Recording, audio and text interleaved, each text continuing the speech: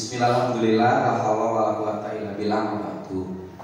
Kepada yang terhormat Bapak Fitra Dedi Prayitno selaku Kepala SD Negeri Sidomulia 1 Karangujung, Bapak Ibu guru yang saya hormati, serta teman CDP saya, ada Pak Agung Eko Prasetyo dari SD Babakan 2 dan ada Pak Nuryanto dari SD Negeri Ciruyung 03. Terima kasih atas kehadirannya.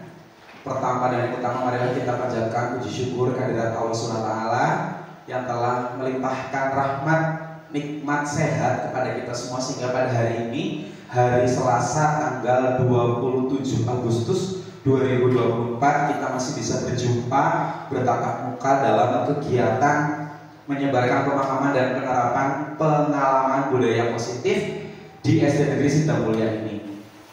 Salawat serta salam semoga selalu tercurah kepada junjungan Nabi Muhammad SAW yang telah membimbing kita semua dari zaman yang gelap gulita ke zaman yang terang benderang seperti saat ini.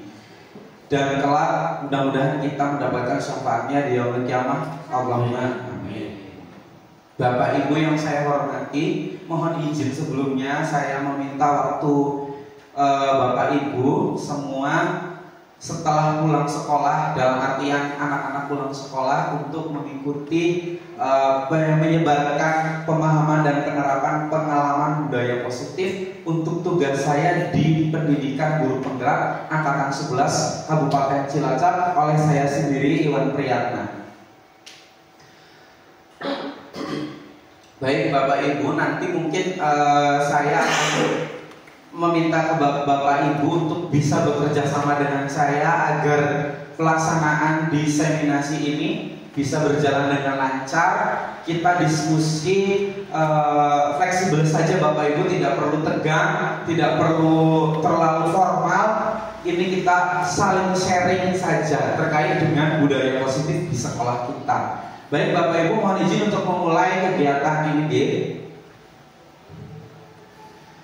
Menyebarkan pemahaman dan penerapan pengalaman budaya positif di SD Negeri Sidomulia 01 Karangujung sebagai tugas dari Pendidikan Guru Penggerak saya sendiri. Bapak Ibu mohon izin sebelum kita masuk ke materi, sebelum kita masuk ke materi kita akan membacakan sebuah pantun dulu. Mohon izin saya membacakan sebuah pantun ya Bapak Ibu. Mohon izin nanti itu cakapnya ya. Oke. Kapal berlayar di lautan biru, angin bertiup hanya sesaat, praktik baik bagai cahaya ilmu, menerangi jalan meluruskan niat. Amin. Mudah-mudahan kita bisa selalu berniat baik, menjadi seorang guru yang selalu berhamba kepada murid sesuai dengan filosofi Ki Hajar Dewantara. Bapak Ibu, kita akan melaksanakan kegiatan pembelajaran atau berbagai praktik baik ini. Namun sebelumnya kita akan menyepakati kesepakatan kelas ya. Yang pertama, menjaga kebersihan ruangan. Sepakat? Yang kedua, seluruh peserta memiliki kesempatan untuk berpendapat. Sepakat? Yang ketiga, berpikiran terbuka dan saling menghormati. Sepakat? Sepakat. Yang keempat, jika ada satu peserta berbicara, maka peserta yang lain mendengarkan. Sepakat? Yang kelima, berpendapat setelah dipersilakan, berpartisipasi penuh dan aktif berkolaborasi dan mengikuti sesi kelas dengan perasaan yang gembira. Sepakat semuanya ya? Oke, baik. Dalam kegiatan ini tujuannya adalah munculnya kesadaran warga sekolah untuk menerapkan budaya positif. Saya harapkan kita bersama-sama, nanti kita belajar bersama-sama untuk bisa menerapkan nilai-nilai atau budaya positif. Kemudian terbentuknya motivasi intrinsik pada diri peserta didik dengan meyakini nilai-nilai kebajikan universal. Nanti tujuannya ketika kita setelah belajar tentang budaya positif, kita kemudian menerapkan di kelas masing-masing, harapannya adalah peserta didik memiliki motivasi intrinsik di dalam dirinya. Kemudian setelah itu peserta didik yang setelah kita menerapkan budaya positif akan terbentuk karakter sesuai dengan profil pelajar Pancasila. Begitu Bapak Ibu ya. Nah, sepertinya ini masih tegang. Supaya kita tidak terlalu tegang dan meningkatkan konsentrasi, saya memiliki ice breaking. Ice breaking ini berupa gambar untuk mencari perbedaannya. Sulit ya, ini sangat mudah. Ini masih tingkat yang mudah. Bagaimana Bu Tami, ada yang ingin disampaikan terkait ini? Hobinya saya beda. Iya, Itu anak babinya menghadapnya kebalik. Yang ini menghadap ke timur, yang ini menghadap ke barat ya. Ada lagi Pak Wagiman mungkin? Hobinya pink ya. Babinya pink, babi bule. Soang. Ini soangnya ya. Yang ini soangnya gede, yang ini kecil. Itu babinya belang satu. Babi belang. Oh ini. Yang babi ini ada kotorannya ya Pak? Ya tangannya. Yang ini tidak ada. Ada lagi? Kuda nih. Keledai telinganya ya. Ada yang ini berdiri semua, ini yang hari main golf satu. Siangnya. Awan lamuk. Oh, siang. Lamuknya ya. Mana pedek? Ini mana? Anak sapi yang atas itu loh. Oh ini pedek. Oh ini ya belangnya. Sapi perah ya Bu Tami ya, bukan pedek ini. Pedeknya. Oke, selanjutnya ada gambar lagi. Di sini ada gambar lagi. Ini lumayan agak susah. Karena gambarnya rumit dan terlalu ya kompleks. Mirip. Bu Arifah? Penghapus. Oh ini ya penghapus. Setip, busukan. Ada lagi? Kepala anak. Rambut yang mana? Ada kutunya. Ini foto. Ini foto layarnya. Gimana Pak? Tadinya di kepala. Pak Puryanto?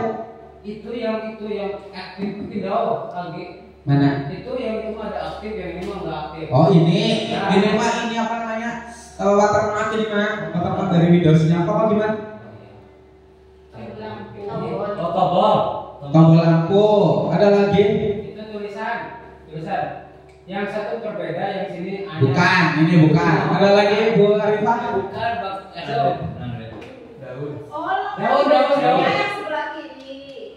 Lengan baju, betul sekali. Yang sebelah kanan saya ini pendek, yang ini panjang. Ada lagi? Pohonnya, daunnya lebat ya. Yang sebelah sini, yang sini kurus. Satunya sedang Kemarau, yang ini musim redeng ya Bapak Ibu. Oke, ini kita sudah melaksanakan kegiatan ice breaking. Saya harapkan Bapak Ibu tetap berkonsentrasi ke depannya ya. Baik, terkait dengan budaya positif. Budaya positif, apa sih kira-kira budaya positif? Apa yang Bapak Ibu ketahui tentang budaya positif? Ada yang ingin berpendapat apa itu budaya positif? Hal-hal yang baik. Pak Kasum? kebiasaan yang baik. Kebiasaan yang baik. Pak Murianto? Mungkin yang berapa ya? Berbaik. Berprasangka yang baik-baik. Iya, kebiasaan-kebiasaan atau habit-habit yang sangat baik ya yang ada di sekolah. Saya setuju sama Pak Nuryanto, Pak Wagiman sama Pak Kasum bahwa budaya positif adalah perwujudan dari nilai-nilai kebajikan universal. Artinya nilai-nilai yang baik yang ada di sekolah. Kemudian budaya positif di sekolah adalah nilai-nilai keyakinan dan kebiasaan-kebiasaan di sekolah yang berpihak pada murid agar murid dapat berkembang menjadi pribadi yang kritis, penuh hormat dan bertanggung jawab yang muaranya pada profil pelajar Pancasila. Bapak Ibu mohon izin, apakah Bapak Ibu masih ingat dengan elemen profil pelajar Pancasila? Masih ingat. Dinyanyikan bareng-barengnya Bapak Ibu masih ingat?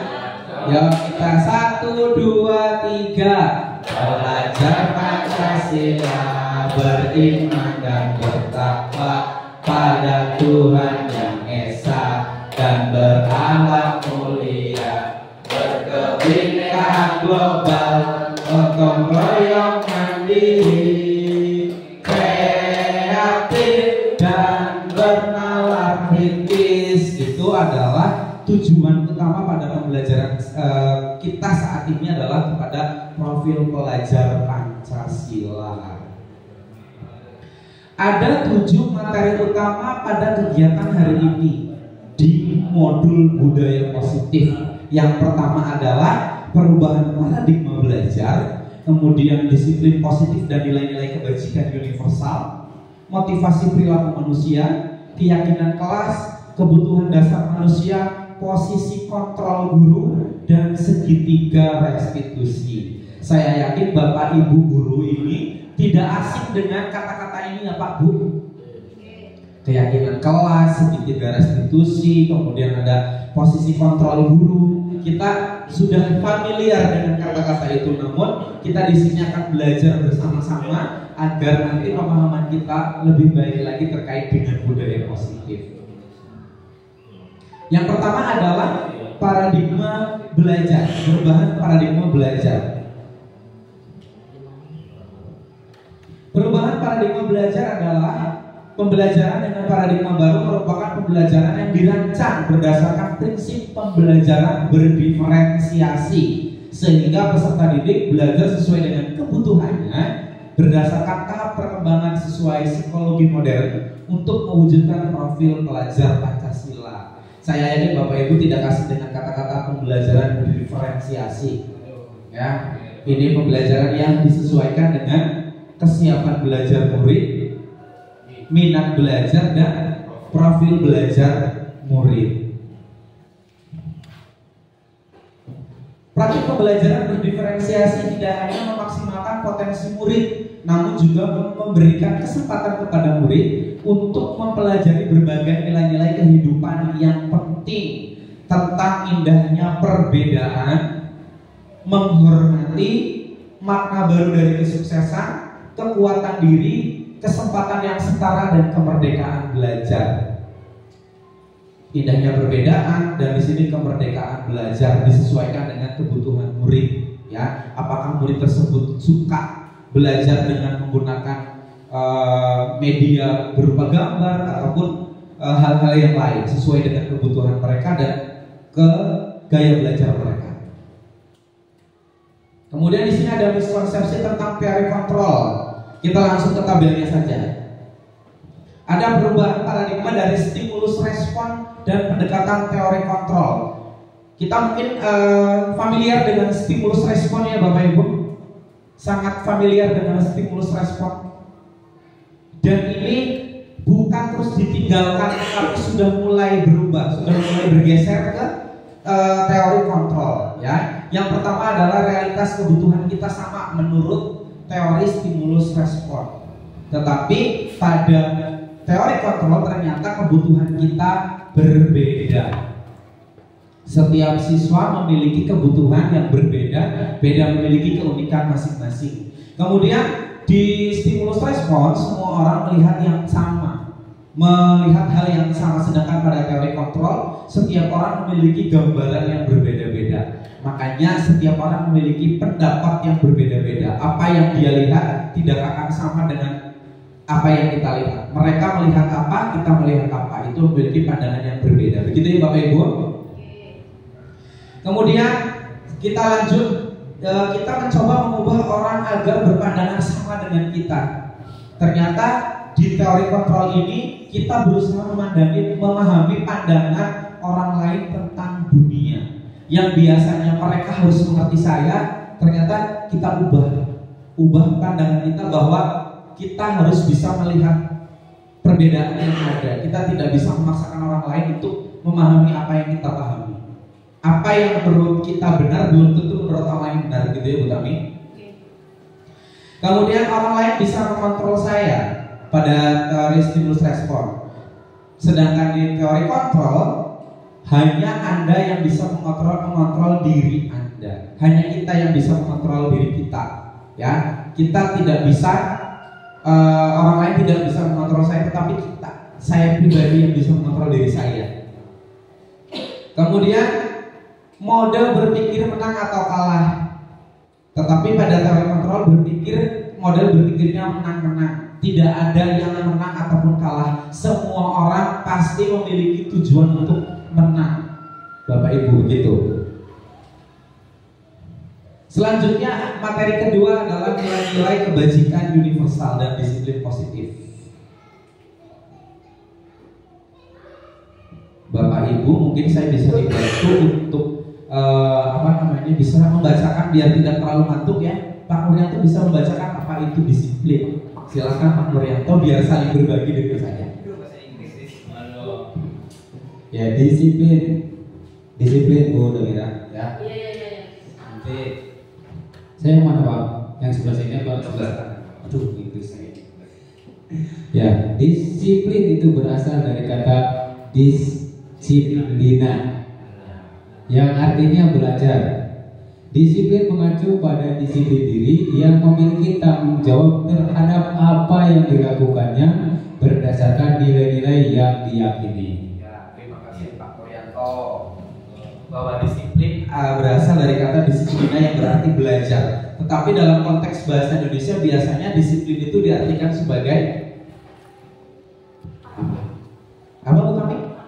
Patuh terhadap apa yang ada di lingkungan kita.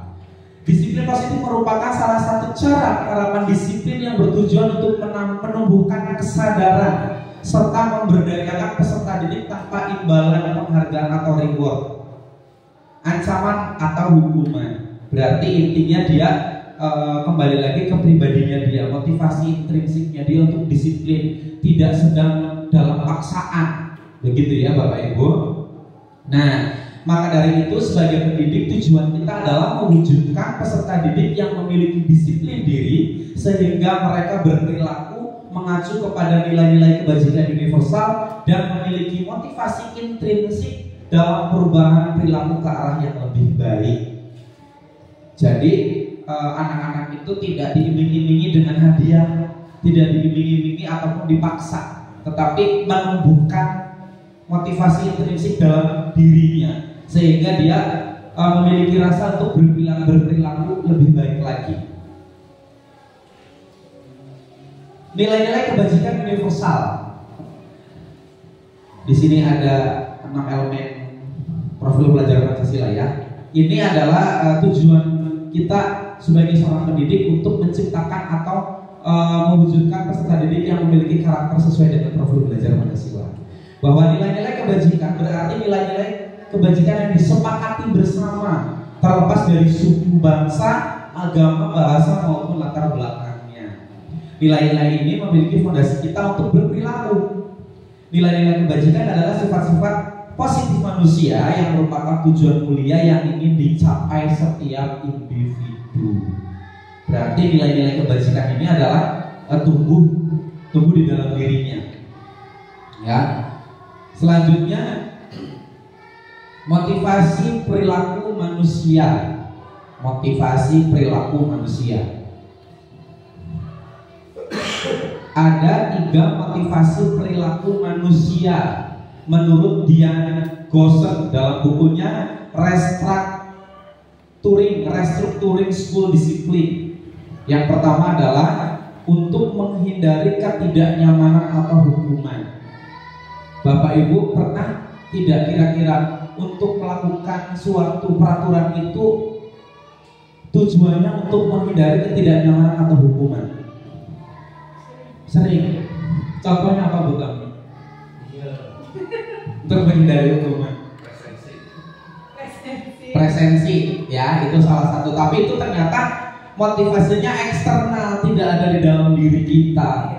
Aslinya wedi, takut untuk dihukum atau ketidaknyamanan dan takut orang gaji tidak mendapatkan gaji. Kemudian untuk mendapatkan imbalan atau penghargaan dari orang lain.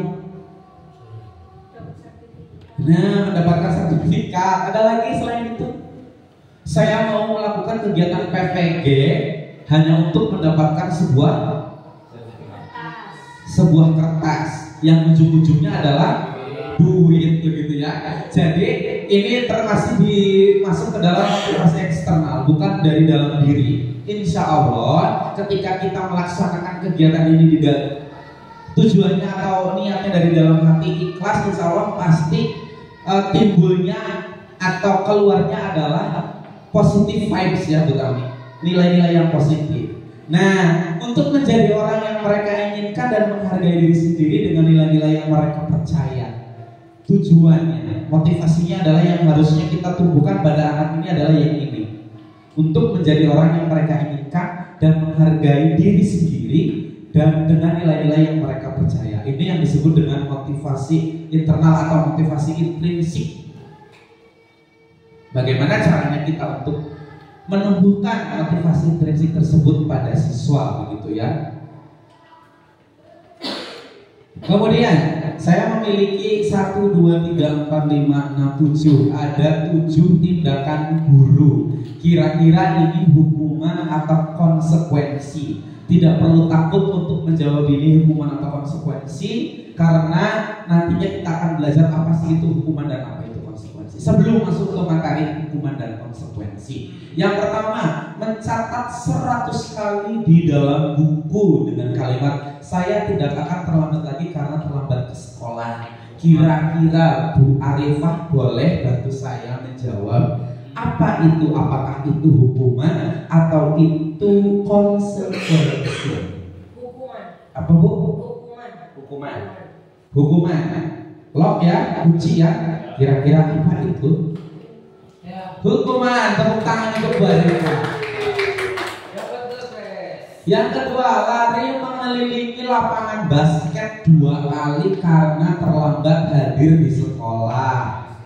Mohon izin Bapak-bapak sekolah mungkin bisa memberikan kira-kira ini hukuman apa konsekuensi Pak? Hukuman. Bagaimana? Sudah siap jawabannya? Hukuman. Tepat sekali, tepuk tangan untuk kepala sekolah. Kemudian menggantikan kertas tugas teman yang telah dicoret-coret. Bu Damira boleh menjawab. Kira-kira ini hukuman atau konsekuensi? Tidak apa-apa, salah jawab apa-apa Bu, tenang saja. Ya, aman, tenang. Ya, aku memilih konsekuensi. Konsekuensi. Apakah itu hukuman atau konsekuensi Bu Damira? Kita lihat jawabannya. Konsekuensi, tepat sekali itu konsekuensi. Tepuk tangan dong. Karena sedih banget, tepuk tangan. Kemudian membersihkan tumpahan air di meja guru karena tersenggol pada saat belajar. Pak Asum, konsekuensi bagaimana jawabannya?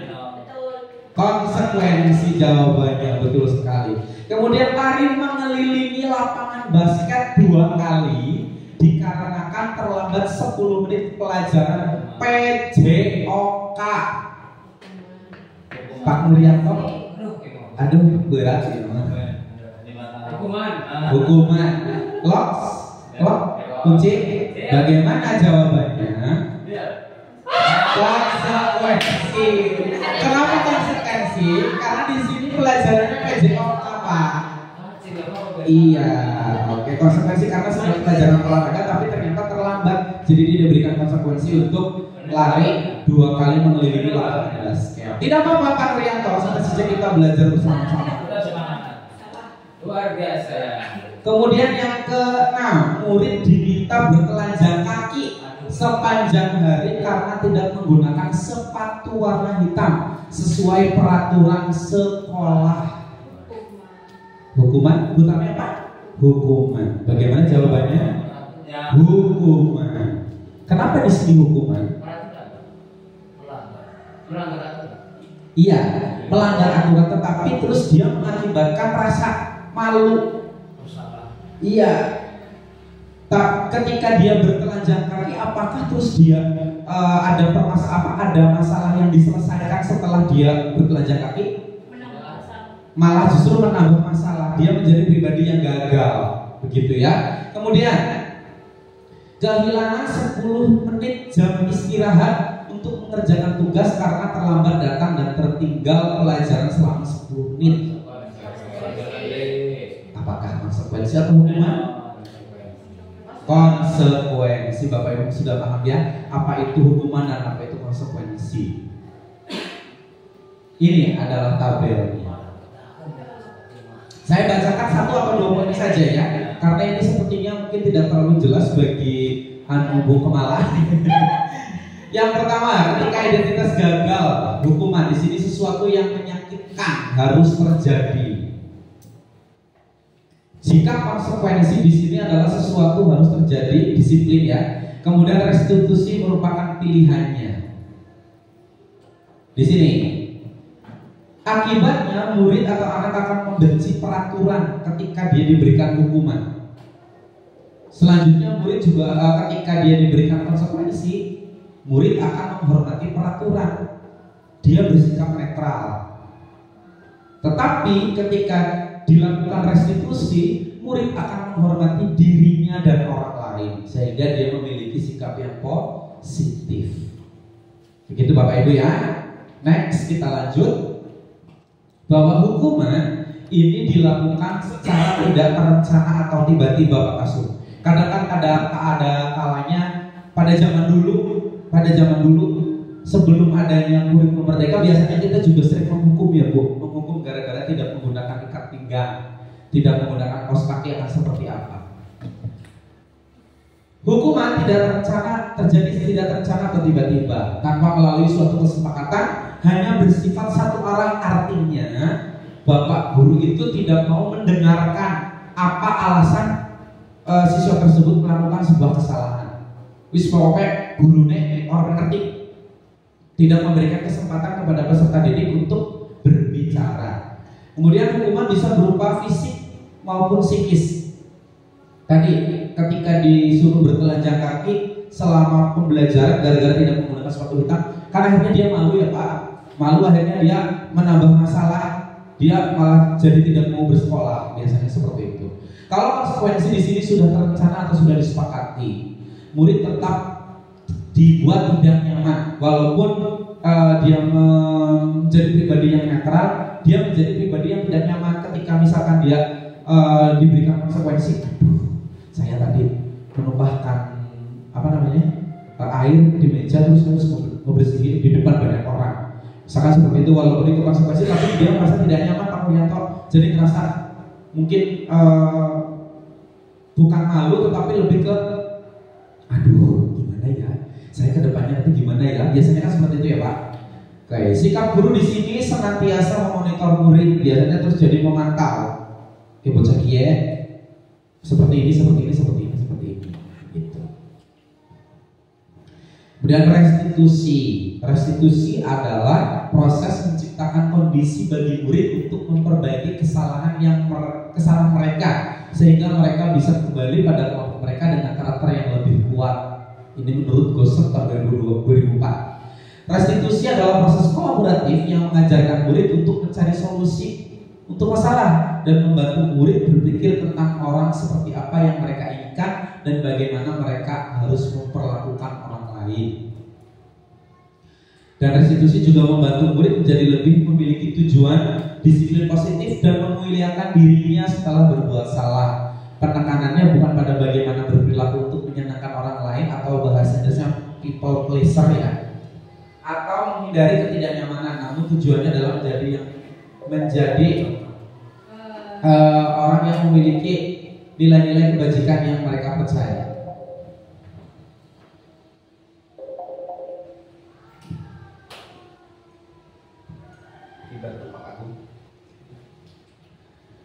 Kemudian ciri-ciri restitusi. Restitusi itu kan tadi menyelesaikan masalah ya Bu Arifah. Saya minta tolong boleh bisa dibacakan kira-kira terlihat dari situ. Bulan. Atau mungkin Pak Kasum masih terlihat? Ini nomor 1. Jelas Bu. Cepat. Tidak apa-apa. Nomor 1. Minta tolong ya Pak, biar hidup suasananya. Restitusi untuk menembus kesalahan, namun untuk belajar dari kesalahan. Belajar dari kesalahannya Pak Kasum agar kedepannya lebih baik lagi. Yang kedua untuk memperbaiki hubungan. Hubungan apa nih? Hubungan antara siswa dengan murid, siswa dengan guru ataupun guru dengan guru yang terjadi interaksi di sekolah. Kemudian restitusi itu adalah tawaran, bukan paksaan, memancing mereka untuk menyadari kesalahan mereka. Kemudian restitusi juga menuntun untuk melihat ke dalam diri. Restitusi merupakan mencari kebutuhan dasar yang mendasari tindakan. Restitusi diri adalah cara yang paling baik dan juga restitusi memuatkan. Restitusi mengembalikan murid yang berbuat salah kepada kelompoknya agar menjadi pribadi yang lebih kuat dan lebih baik lagi. Begitu ya Pak Puryanto. Sekarang ini ada 3 perbedaan antara hukuman, konsekuensi, dan restitusi. Contoh kasusnya adalah siswa terlambat datang ke sekolah. Jika hukuman, guru biasanya akan menghukum untuk lari 10 kali memutari lapangan sekolah dan guru marah sehingga siswa menjadi takut. Hukuman ini tidak ada solusinya Bapak Ibu, tidak menjadi peserta didik ataupun murid yang belajar dari kesalahannya, malah justru dia akan takut dan tidak mau belajar kembali dari kesalahannya. Kemudian ada konsekuensi, kehilangan 10 menit jam istirahat untuk mengerjakan tugas karena terlambat datang dan tertinggal pelajaran selama 10 menit. Guru tegas sehingga siswa menghormati peraturan. Ini menjadi pribadi yang netral tadi yang disampaikan di tabelnya. Kemudian dari restitusi, guru menanyakan keyakinan kelas atau dirinya dan membantu menyelesaikan masalah. Serta guru terbuka dan siswa menghormati diri sendiri dan orang lain.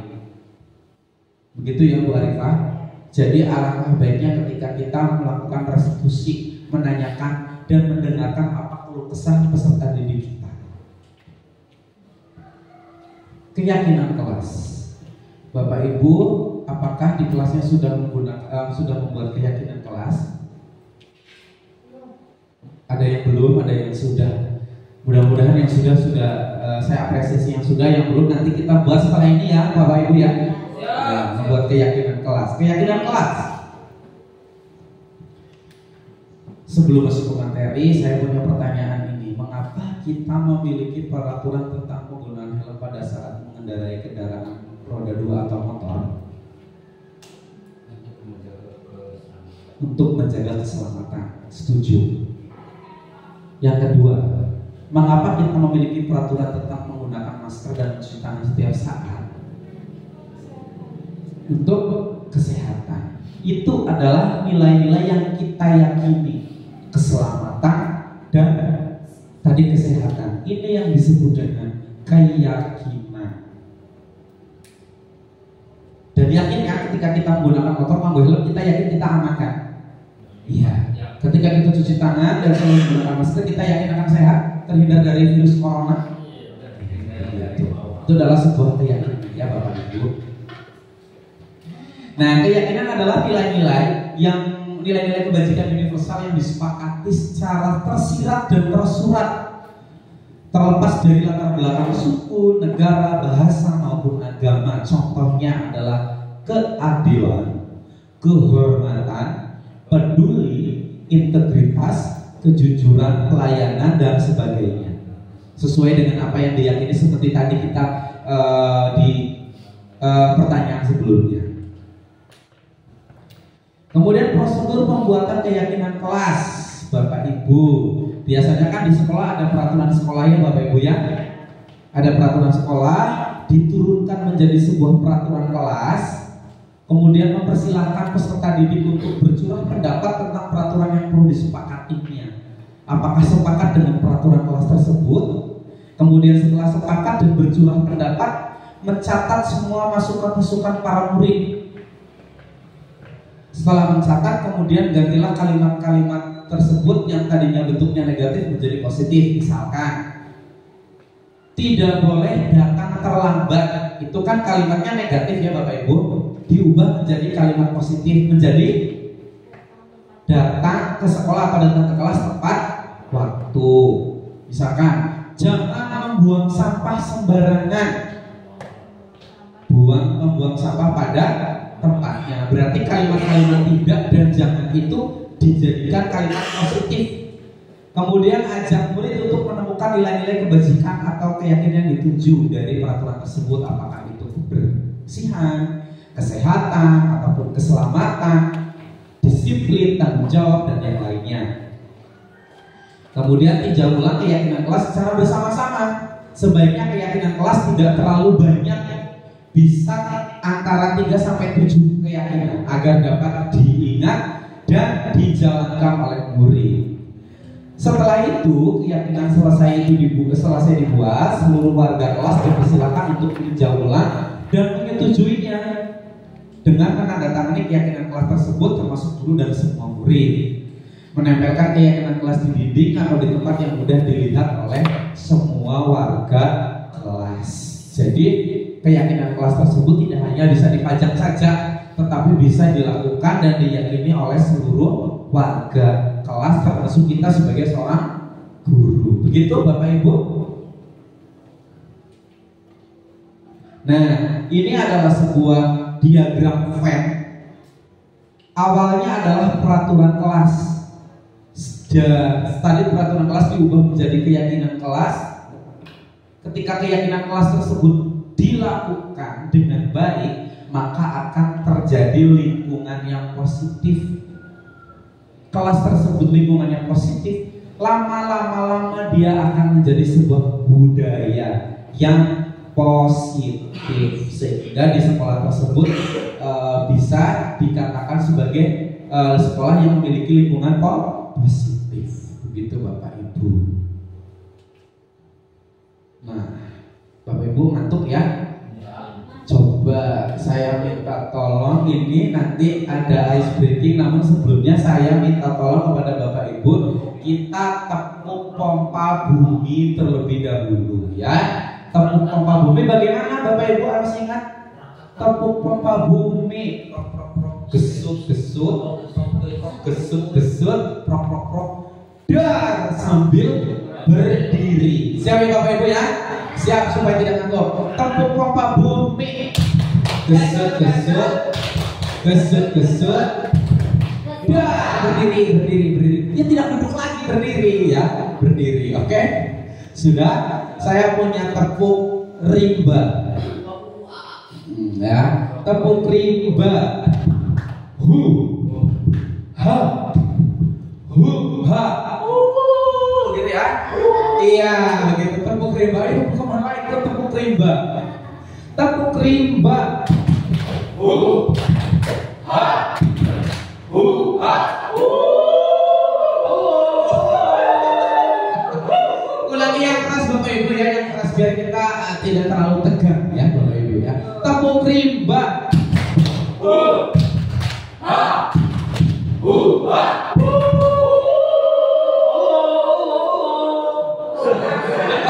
Oh ya. Selanjutnya.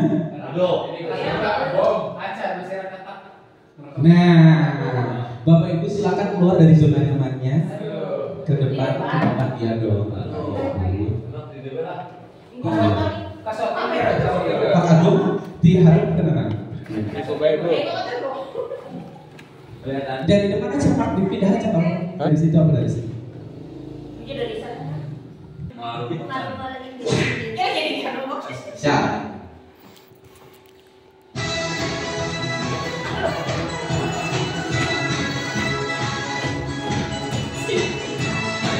Ya, gerak.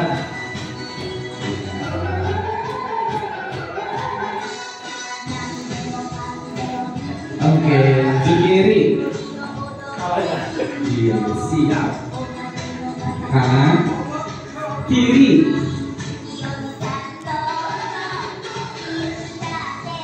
Kiri. Bapak. Bapak. Bapak. Bukan, berputar.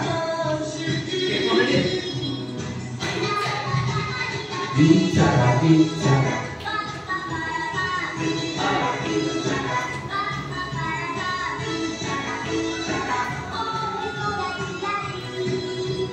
Ketiga, ha.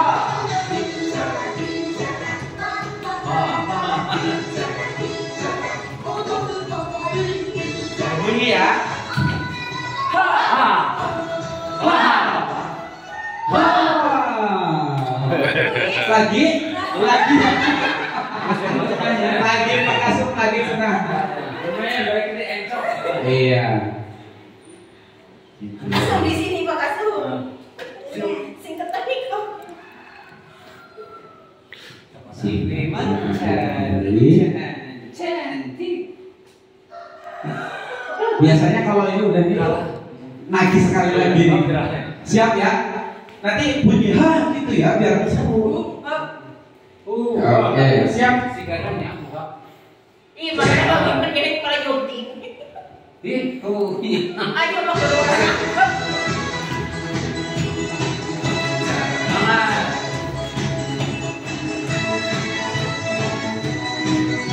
Siap, tangannya ke kanan.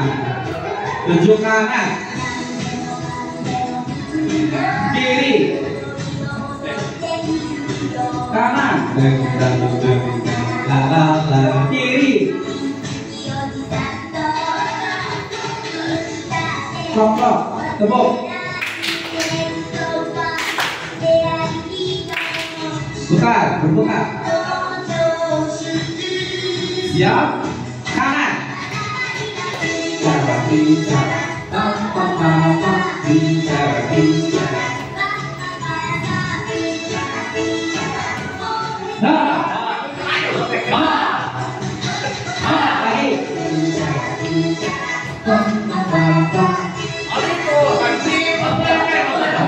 Lagi. Lagi.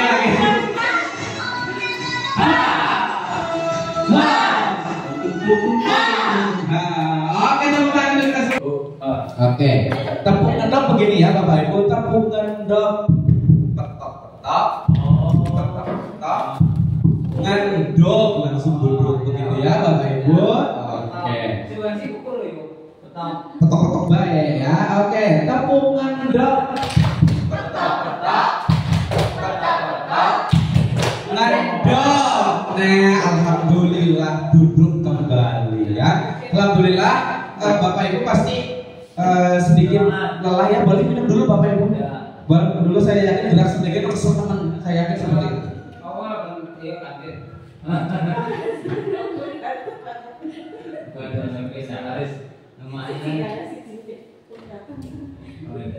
Oke, baik, kita lanjut ke materi selanjutnya terkait dengan kebutuhan dasar manusia. Ternyata manusia ini memiliki kebutuhan dasar ya Bu. Kalau kita tahu kan manusia memiliki kebutuhan primer, sekunder, dan tersier. Kalau primer itu adalah sandang, pangan, dan papan ya. Namun di sini sebagai manusia kita memiliki kebutuhan, ada 5 kebutuhan dasar. Yang pertama adalah kebutuhan bertahan hidup. Tadi sandang, pangan, dan papan berarti ya. Di sini tempat makanan, pakaian, tempat tinggal, keamanan, dan kesehatan. Ini kebutuhan yang paling utama. Kemudian ada rasa kasih sayang dan rasa diterima. Rasa diterima dan dipedulikan, berbagi, kerjasama, menjadi bagian dalam kelompok. Biasanya kan kita perlu validasi ya Bu Tami ya. Sedikit saja kita memang ada kebutuhan untuk diakui oleh orang lain, tapi sedikit saja untuk kebutuhan validasinya, tidak perlu berlebihan. Nanti banyak orang yang kurang suka terhadap kita ketika kita ingin divalidasi terlalu berlebihan ya Bapak Nuryanto. Oke. Kemudian ada kebutuhan penguasaan, termasuk harga diri, keinginan untuk dianggap, memimpin, berprestasi, diakui, dan didengar. Biasanya kalau kita berpendapat, kita ingin didengar, walaupun pendapat kita tidak digunakan, tapi kita ingin didengarkan, begitu ya Bu Susi ya. Minimal kita didengarkan. Selanjutnya ada kebutuhan kebebasan, mandiri, memiliki pilihan, mencoba hal baru, dan mampu mengendalikan arah dirinya. Saya garis bawahi di sini adalah mencoba hal baru. Sebagai seorang guru, kaitannya dengan kebutuhan dasar manusia, kita harus selalu mencoba hal-hal yang baru. Saya salut sekali dengan Pak Nuryanto, Bu Kemala, dan Pak Wagiman yang ikut pembatik, ikut apalagi Bu Tami? Gemini ya, yang itu Gemini yang nanti berbagi praktik baik, menyebarkan pemahaman juga. Ini selalu mencoba hal-hal baru. Guru memang harus seperti itu ya. Apalagi Bu Susi, saya sangat salut dengan Bu Susi, selalu belajar dan berinovasi apapun bentuknya. Dan ingat, mohon izin Bapak Ibu, terkait dengan kebutuhan dasar manusia ini, kita adalah makhluk sosial yang tidak bisa hidup sendiri. Kalau di dalam guru penggerak, biasanya saya akan memiliki 3 K. Yang pertama adalah komunikasi, kolaborasi, dan konsisten. Itu 3 K saya. dalam komunikasi, kolaborasi dan konsisten. Terkait dengan kebebasan, kita juga pasti harus ada melakukan kolaborasi dengan yang lain. Kemudian kebutuhan kesenangan, nonton di bioskop juga Mi, ya. Kemudian bermain game, Pak Murianto, Pak Wagiman. Pak Wagiman, kebutuhan kesenangan Pak Wagiman apa kira-kira? Yang membuat Pak Wagiman senang? Ini kebutuhan kesenangan ini, bermain, humor, antusiasme dan tertawa. Pak Wagiman, kira-kira hal yang membuat Pak Wagiman senang apa? Ya, maksudnya nonton film kah, atau memancing, melihat orang lain senang. Anda luar biasa ya, tepuk tangan untuk Pak Wagiman. Pak ingin melihat orang lain senang, dia juga senang ya. Di luar nurul. Bu Susi, kira-kira apa yang membuat Bu Susi senang? Humor. Dengan paham. Lebih ke apa ya? Bergurau dengan teman ya Bu. Bercanda dengan teman-teman ya. Kalau Bapak ketawa, kira-kira apa yang membuat Bapak ini senang? Tertawa. Kira-kira dengan cara apa Bapak ini tertawa? Dari YouTube, nonton Indonesia Raya salah lagi ya Pak. Itu juga salah satu kebutuhan kita sebagai seorang manusia. Apalagi ya, saya Shopee, wah luar biasa ini.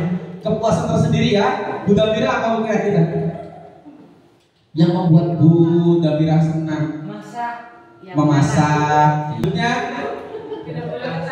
Iya. Tadi sudah 5 kebutuhan dasar. Kita memposisikan diri sebagai apa? Posisi kontrol guru. Ada 5 posisi kontrol guru. Apa saja? Yang pertama adalah penghukum. Yang kedua adalah membuat merasa bersalah. Yang ketiga teman, bestie, ya. Kemudian pemantau serta manajer. Sebelum masuk ke penjelasannya satu persatu, kira-kira kita berada di posisi yang mana ya? Apakah penghukum atau pembuat merasa bersalah, teman, pemantau atau manajer? Kira-kira, ini mah kira-kira satu saja. Pak Wagiman, Anda sebagai apa kira-kira kalau mengajar di kelas ataupun di luar ruangan di pelajaran olahraga, Anda memposisikan diri sebagai penghukum, pembuat merasa bersalah atau yang lain? Kira-kira kalau di dalam lapangan teman, ya. Kalau di luar lapangan, suatu dari kelas itu jadi mungkin ini membantu ya. Iya, memantau ya Pak, memantau saja. Iya. Memantau, bukan membantu ya. Memantau, tidak apa-apa. Memantau ya, tidak apa-apa. Oke. Pak Wawan, kira-kira Pak Wawan kalau di kelas ini memposisikan diri Pak Wawan sebagai seorang apa? Penghukum ya, penghukum. Tidak masalah apapun bentuknya, apakah penghukum, pembuat merasa bersalah, teman, pemantau atau manajer, itu sebelum kita mengetahuinya, mari kita belajar terkait dengan posisi kontrol seorang guru. Pertama, penghukum. Seorang penghukum bisa menggunakan hukuman fisik maupun verbal. Biasanya kan fisik itu berarti jewer ataupun apa, ataupun verbal dengan menggunakan omongan atau kata-kata ya. Orang yang menjalankan posisi penghukum senantiasa mengatakan bahwa sekolah memerlukan sistem atau alat yang lebih menekan murid-murid lebih dalam lagi. Kalau kemarin saya mendapatkan informasi, berarti penghukum itu agar siswa itu mendapatkan efek jerak begitu ya, Pak Kepala. Kemudian posisi yang kedua, pembuat merasa bersalah. Pada posisi ini biasanya guru akan bersuara lebih lembut. Pembuat merasa bersalah akan menggunakan keheningan yang membuat orang lain merasa tidak nyaman, bersalah atau rendah diri. Membuat rasa bersalah. Sejauh ini, apakah saya merasa sebagai penghukum atau pembuat merasa bersalah? Sambil berpikir, kita lanjut ke teman. Guru pada posisi ini tidak akan menyakiti muridnya, namun akan tetap berupaya mengontrol murid melalui persuasi, ajakan atau himbauan. Posisi teman atau guru pada guru bisa negatif ataupun positif. Positif di sini berupa hubungan baik yang terjalin antara guru dan murid. Guru di posisi teman menggunakan hubungan baik dan humor untuk mempengaruhi seseorang. Biasanya guru-guru zaman now ini lebih ke teman. Sampai kadang-kadang kalau guru kelas 1 itu banyak sekali yang pegang rambutnya, pegang pipinya atau apa. Biasanya seperti itu. Itu adalah efek dari posisi kontrol kita sebagai seorang teman. Kemudian selanjutnya adalah pemantau. Pemantau berarti mengawasi. Pada saat kita mengawasi, kita bertanggung jawab atas perilaku orang-orang yang kita awasi. Posisi pemantau berdasarkan pada peraturan-peraturan dan konsekuensi. Tadi masih berhubungan dengan konsekuensi ya. Dengan menggunakan sanksi atau konsekuensi, kita dapat memisahkan hubungan pribadi kita dengan murid sebagai seorang yang menjelaskan posisi pemantau. Jadi tidak ada yang namanya terus nanti siswa berperilaku kurang sopan terhadap guru, begitu ya. Sejauh ini masih penghukum kawan? Penghukum dong. Iya, saya harapkan sepertinya saya lihat kalau program itu lebih ke pemantau. Ya, lebih ke pemantau. Masih ada hubungan jarak antara siswa dengan gurunya. Kemudian yang terakhir adalah posisi manajer. Posisi di mana guru berbuat sesuatu bersama dengan murid berbuat sesuatu.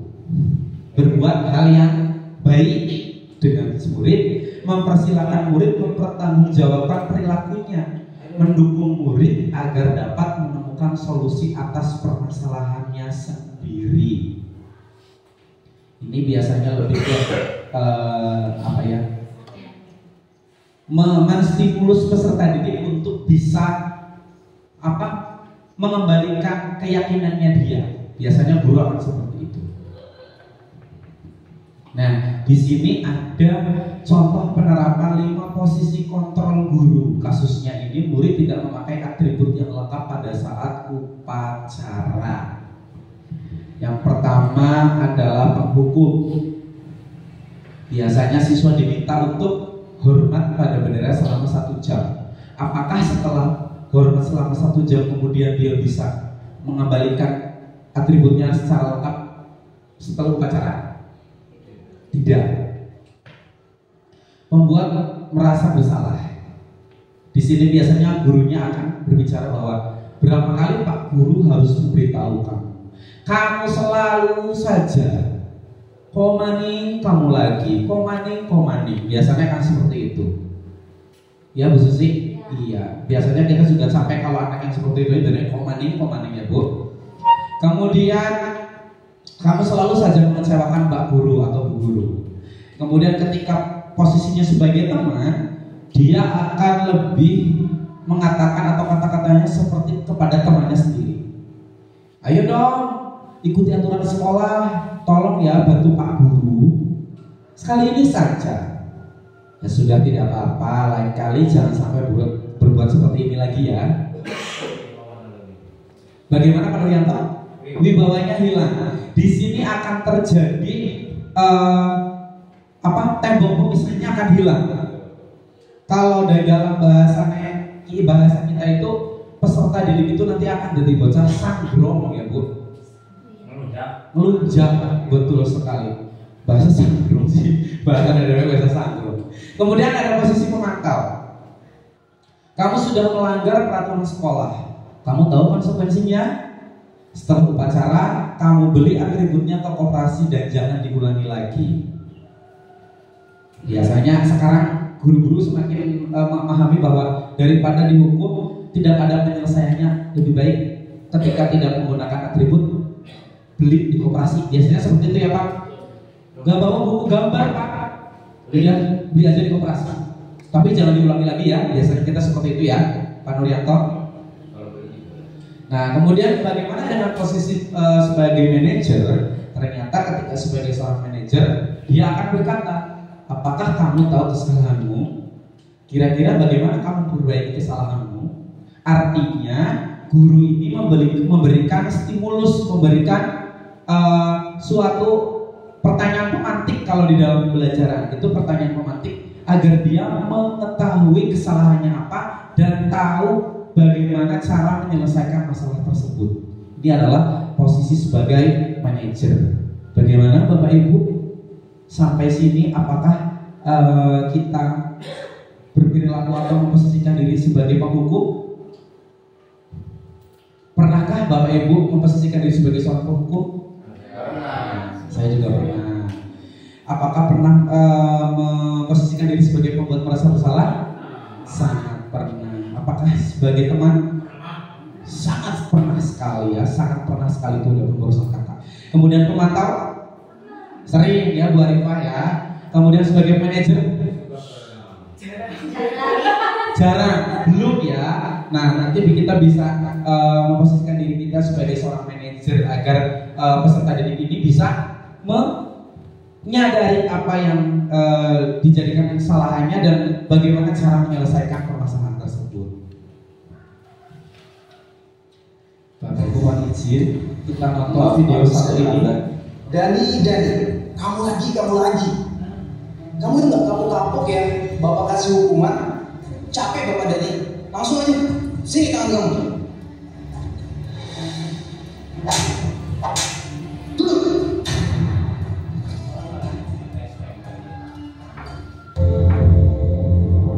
Awalan Bapak Ibu. Kita tonton bersama-sama.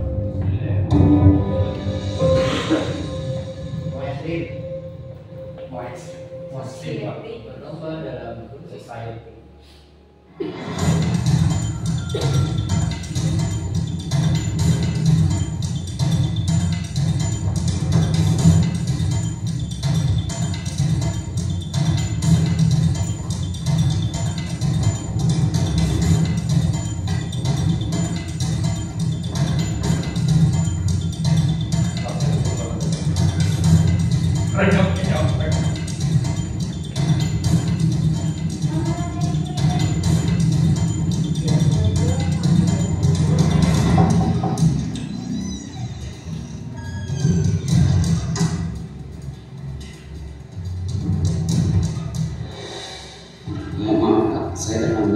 Dani, kamu tahu nggak sekarang ini jam berapa?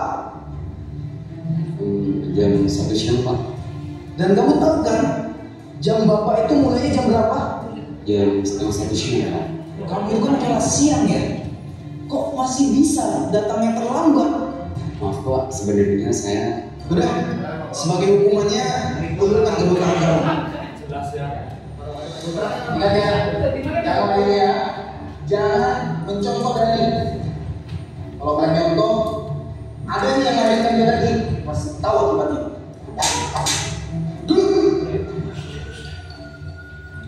Oke, anak-anak sekalian, buka halaman 120. Silakan kalian baca dulu tuh bab 2. Bila ada yang ingin ditanyakan, langsung tanyakan kepada Bapak.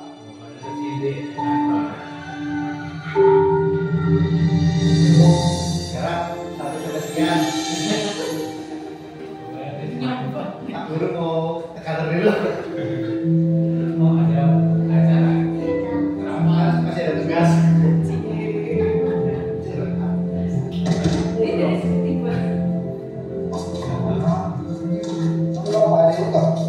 dia Pak, nggak apa-apa kok. Kali-kali kalau lewat sini hati-hati ya, soalnya nanti licin. Iya Pak, terima kasih. Soalnya saya udah terlambat.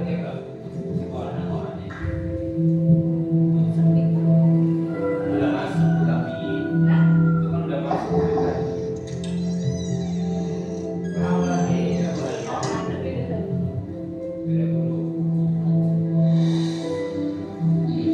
Maaf Pak, saya terlambat.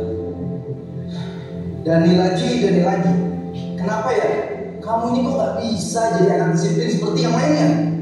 Dani, teman-teman kamu nih yang lain bisa datang tepat waktu. Bahkan ya, setengah jam sebelum jam Bapak mulai, mereka sudah datang. Maaf Pak, sebenarnya tadi Udah, Dani, diam. Bapak nggak mau dengar apapun alasan kamu. Kamu tahu kan? Harus apa? Sini, kedua tangan kamu. Dani, dengar ya. Kalau kamu masih aja datang lambat, Bapak nggak akan segan-segan untuk selalu lakukan ini sama kamu setiap hari. Dan ini berlaku mas semuanya. Dengar ya?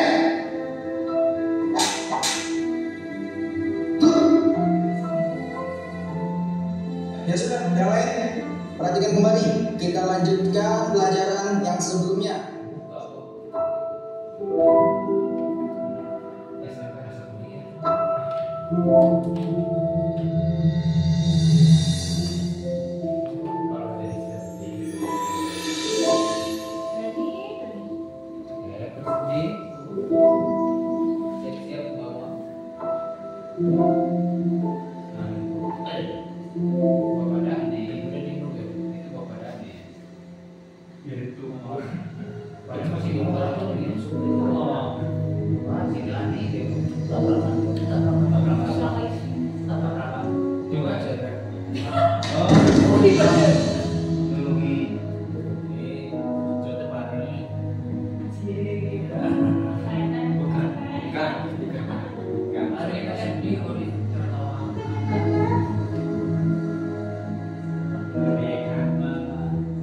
Jadi kan jusnya mau dibawa kemana Pak? Biar saya bantu.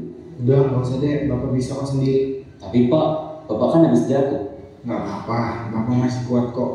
Tadi lagi sialan aja ke Nexen. Beneran ini nggak apa-apa. Iya, nggak apa-apa. Kamu masuk kelas aja sana. Sudah jam segini loh. Ya udah deh Pak, saya permisi dulu.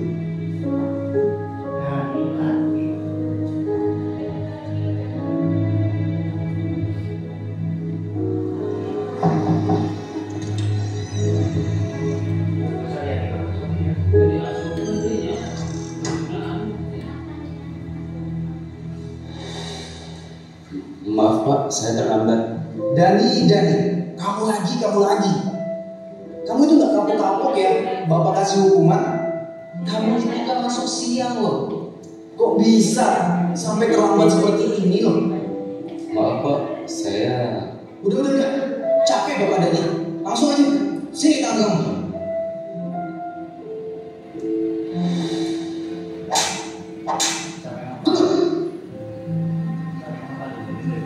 Ingat ya anak-anak, Bapak mau kalian semua tuh harus disiplin. Jangan mencontoh Dani. Datang ke sekolah seenaknya aja. Datang terlambat. Gimana mau sukses nantinya? Gak akan bisa sukses seperti itu ke depannya.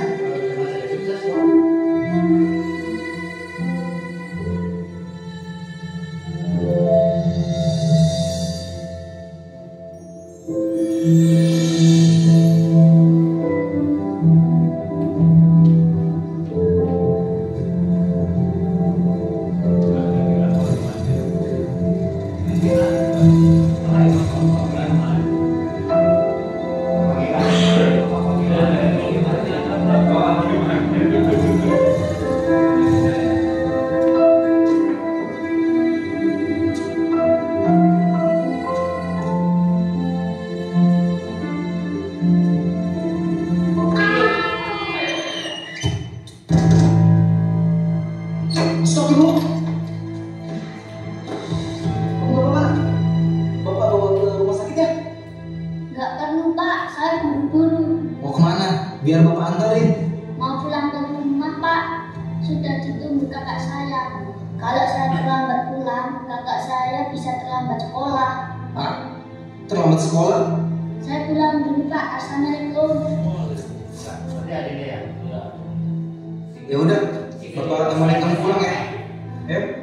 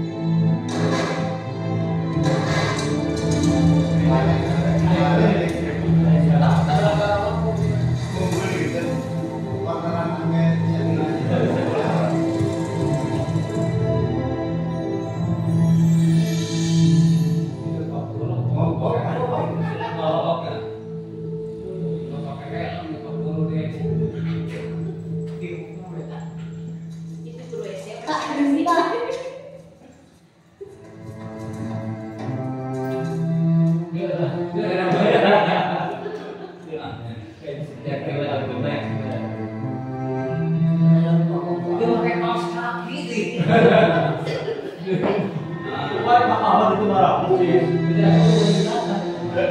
Maaf ya, terlambat. Ya gak apa-apa Dik, cepet soalnya kakak udah terang. Nanti ya.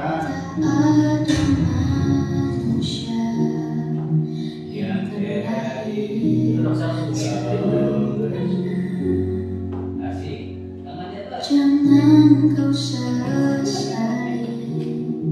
segala yang telah terjadi. Ini kak sepatunya.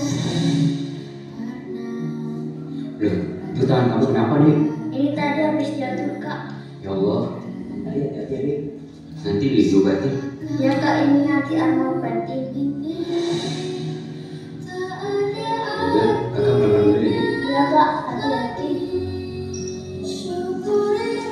Assalamualaikum. Hidup adalah anugerah. Jangan menyerah, jangan menyerah. Ya, ada.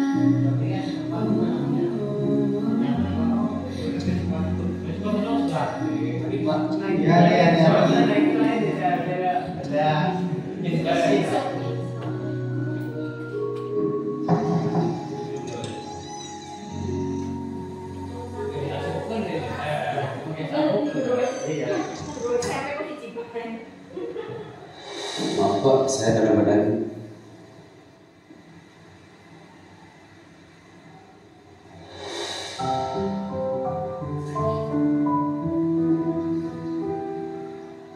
Mas Dani, maafkan Bapak ya. Karena Bapak udah berprasangka buruk sama kamu dan tidak mau mendengarkan sedikit pun penjelasan dari kamu.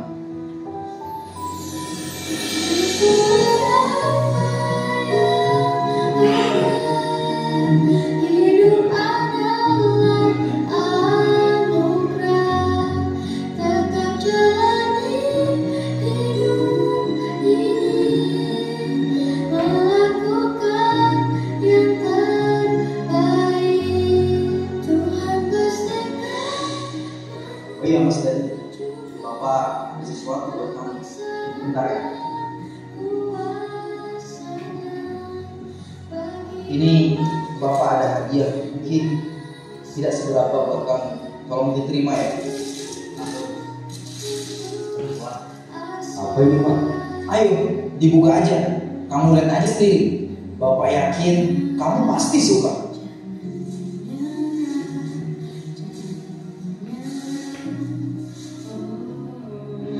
Wah, ini sepatu sekolah.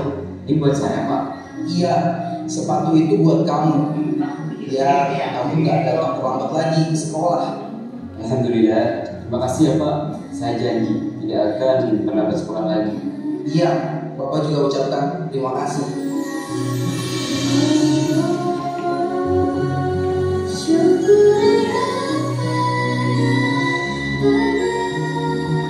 hidup adalah anugerah. Tetap jalani hidup ini, melakukan yang Oke, Bapak Ibu, tadi ada kisah di atas seorang anak yang selalu datang terlambat, tetapi ternyata gurunya tidak mau mendengarkannya. Dari kisah di atas, apa yang harus kita lakukan? Kira-kira kita harus bagaimana? Ya, terkait dengan kisah tersebut. Kalau kita memposisikan diri sebagai gurunya, kita harus bagaimana? Mungkin ada yang membantu menjawab atau sharing kira-kira akan seperti apa? Pak Wakiman? Pak Kasih, boleh?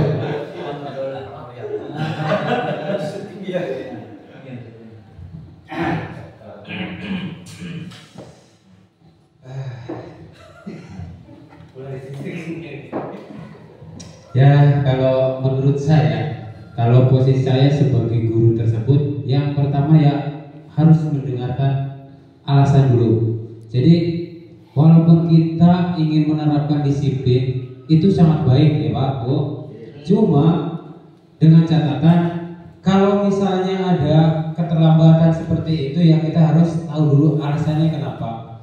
Kalau ujuk-ujuk bahasanya langsung diberi hukuman tanpa ada alasan, ya gurunya itu sendiri yang seolah-olah dari gambar di situ ya salah guru gitu. Tapi bukan berarti hukuman dari guru itu salah juga. Tapi gimana kita memberi hukuman dengan alasan yang tepat dulu. Itu saja mungkin. Terima kasih.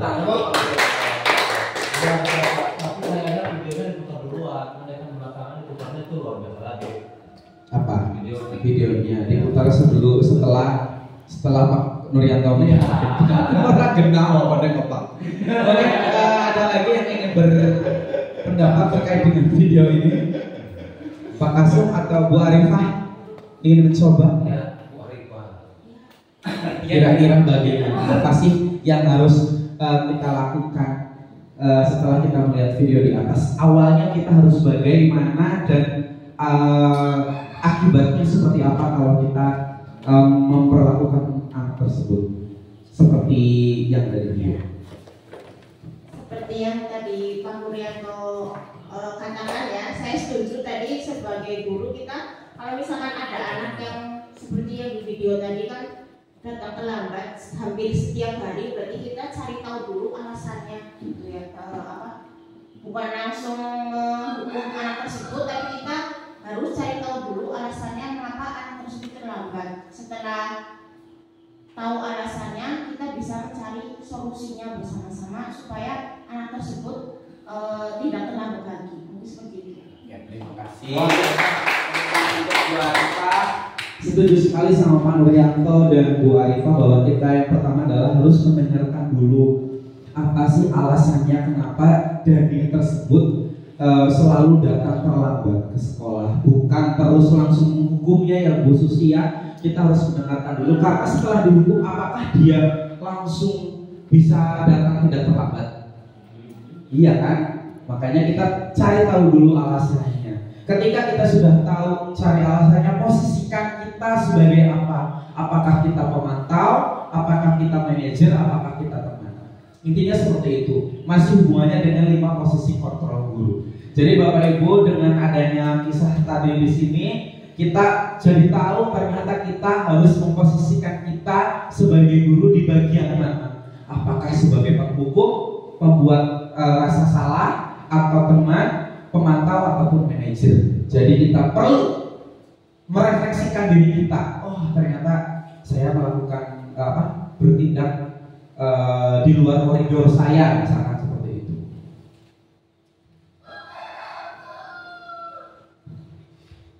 Ini ada sebuah kata-kata, saya kecewa sekali dengan kamu. Kira-kira dengan kita tadi mempelajari 5 posisi kontrol guru, kira-kira dengan kata saya kecewa sekali dengan kamu ini memposisikan dia, memposisikan gurunya, misalkan kita melakukan hal ini, kita memposisikan diri sebagai apa ya? Apakah penghukum? Apakah pembuat merasa bersalah? Atau teman? Atau kamu ya? Besti. Saya kecewa sekali dengan kamu. Teman dong. Besti dong. Oh, Besti. 1, 2. Gak apa-apa, gak ada yang salah. 1, 2. Besti. Ya salah. Luar biasa.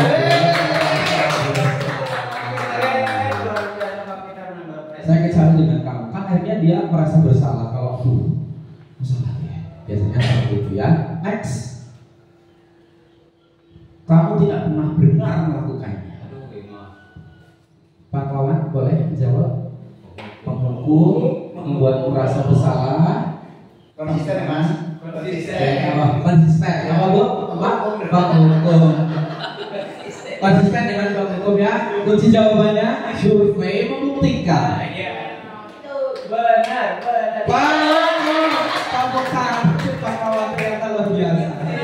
Konsistennya dengan penghukum ternyata dengan penghukum. Konsisten. Next, ada lagi.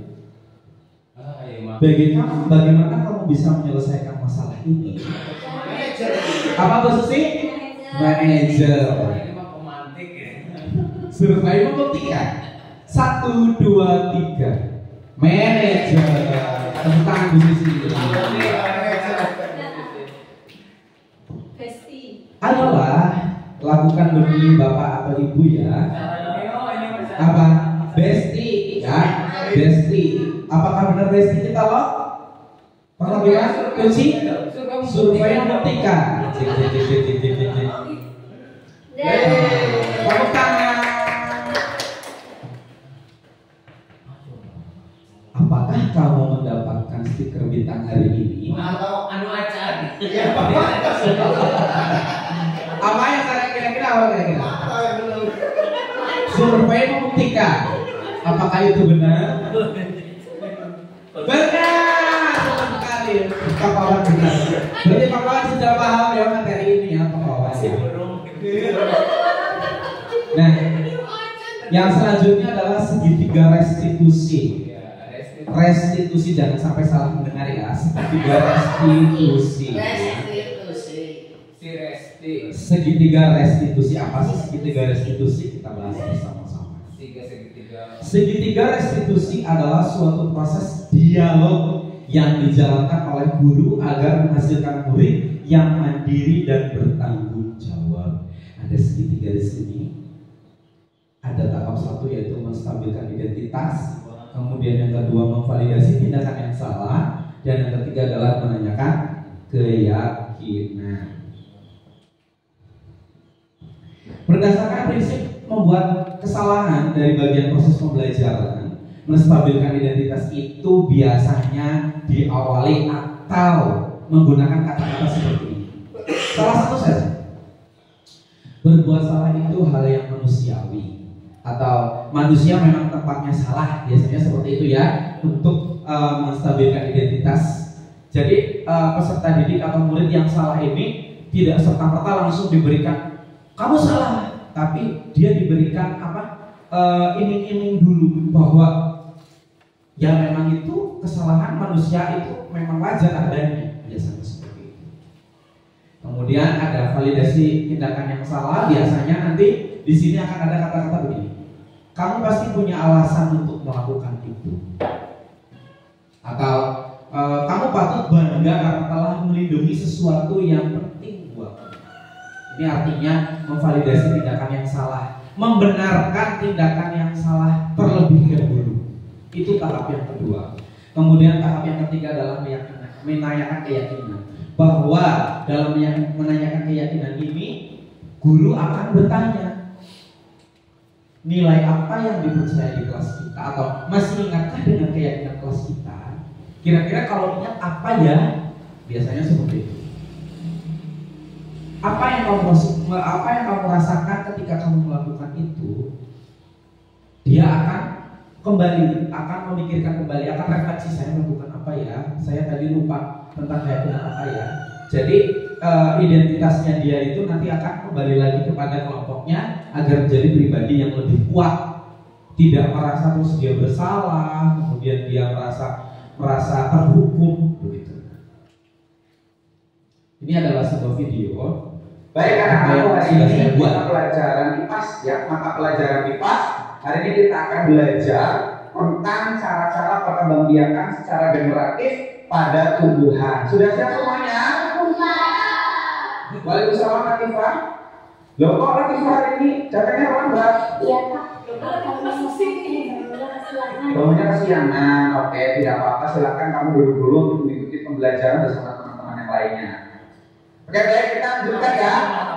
Nah, di depan meja kalian sudah ada buku di kelompok Rafflesia, di kelompok Anggrek juga sudah ada alat peraga, dan di kelompok Commodore sudah ada laptop. Kita akan mengeksplorasi, akan mencari informasi tentang cara-cara perkembangbiakan. Waalaikumsalam, Latifah. Duduk Latifah. Latifah, apa kabar Latifah? Baik Pak. Sehat ya? Sehat. Latifah tahu tidak kenapa kok Latifah dipanggil ini? Baik Pak, karena saya terlambat ke sekolah. Datang terlambat ke sekolah ya. Kok bisa Latifah datang terlambat ke sekolah? Padahal Latifah kan selalu datangnya paling reaksi, nggak pernah telat. Itu kenapa? Karena tadi malam tidurnya kemalaman Pak. Kenapa kok bisa tidurnya kemalaman?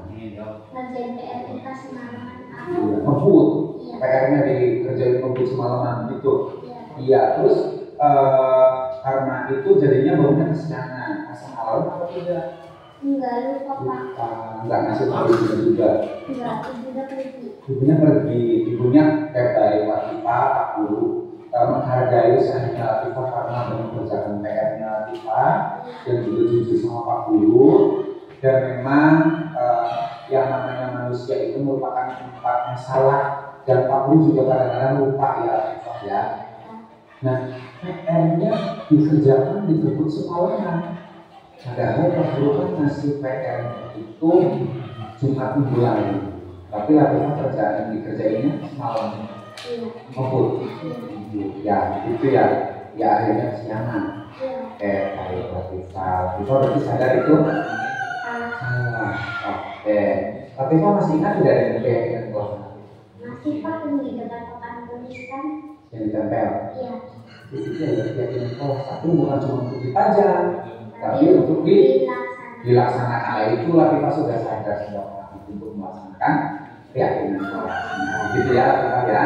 Nah, tentang keyakinan kelas berarti Latifah melanggar dong. Iya. Melanggar ya. Melanggar keyakinan kelas Latifah. Nah, melanggar keyakinan kelas itu kira-kira Disiplinan sama kurang waktu.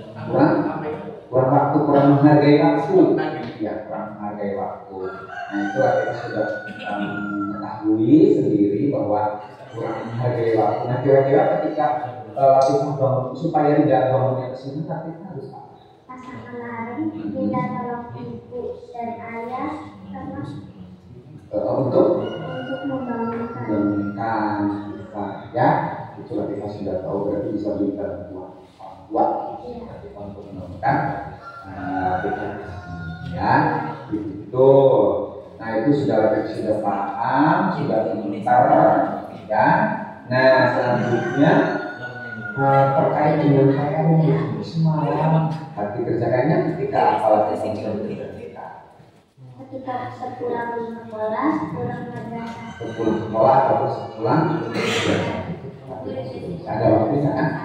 Nah, Latifah sudah paham dan Pak Guru yakin kalau Latifah bisa melakukan itu dengan baik. Latifah anak yang pintar, anak yang berbakat, jadi Latifah pasti bisa melakukan itu. Makanya Latifah kalau ada kesulitan pelajaran, ada masalah apapun di sekolah bisa bercerita dengan Pak Guru ya.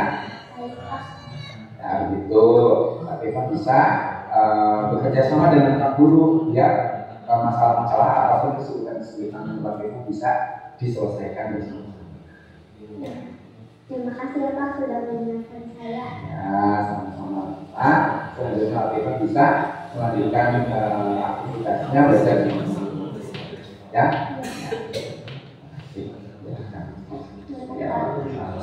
Assalamualaikum warahmatullahi wabarakatuh. Nama saya Latifah. Saya merasa senang walaupun saya berbuat salah.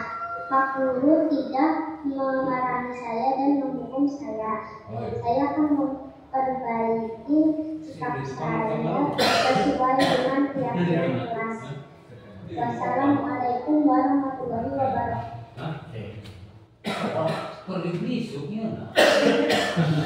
Ya, itu tadi terkait dengan segitiga restitusi. Saya melakukan kegiatan segitiga restitusi ini sebagai tugas demonstrasi kontekstual. Ada beberapa yang memang miss ataupun hilang dari tahapan itu.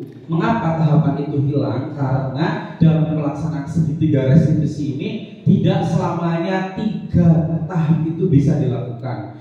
Ketiga tahapan itu bisa dilakukan jika memang masalahnya sudah sangat berat, Pak Andrianto.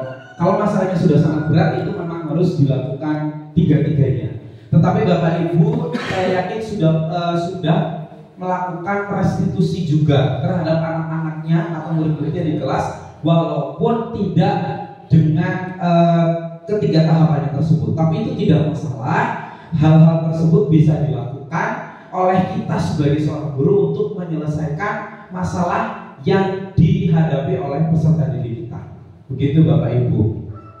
Namun sebelumnya, kini saya punya sebuah ice breaking lagi. Ya, nanti sedikit mikir Bapak Ibu.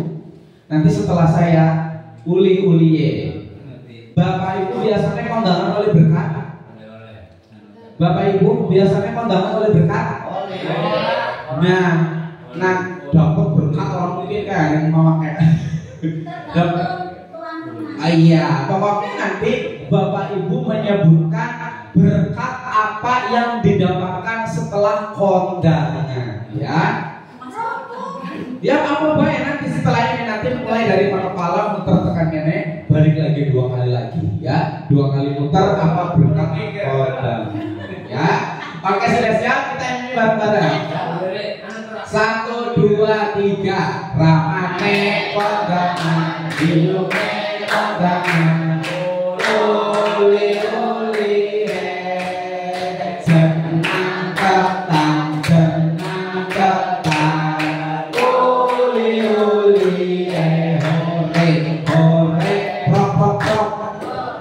Berkate teh pucuk, prok, prok, prok, prok, prok, prok, prok, prok, prok.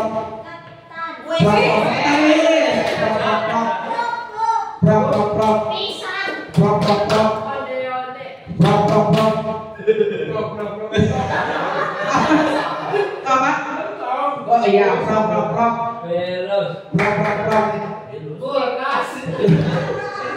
Apa berkata apa? Prok.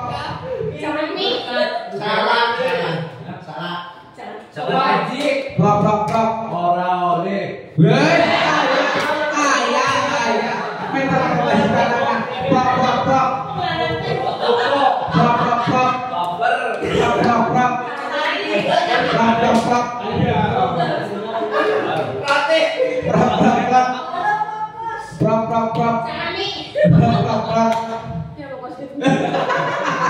Ayo Bu, berkatnya apa? Prok.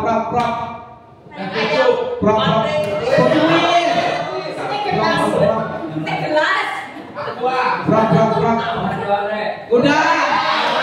Ini kesenang.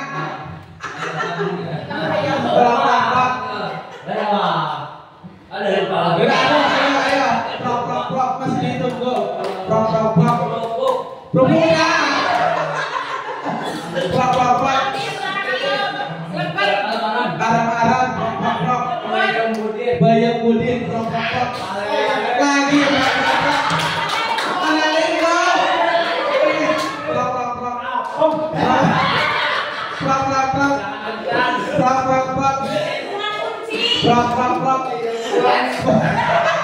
Jangan omak. Prok. Jangan buncis. Prok. Ya, sepertinya. Prok.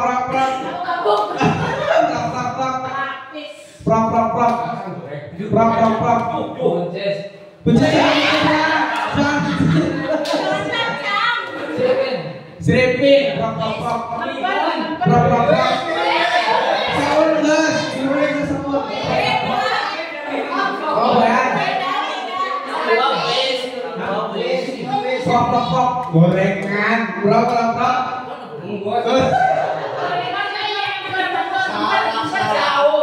Udah bisa. Udah tadi. Prok. Longkar. Kamu mudah.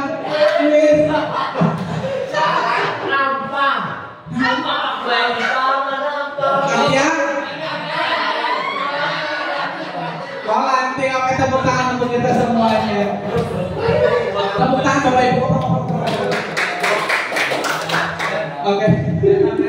Ternyata berkat kondangan enak ya.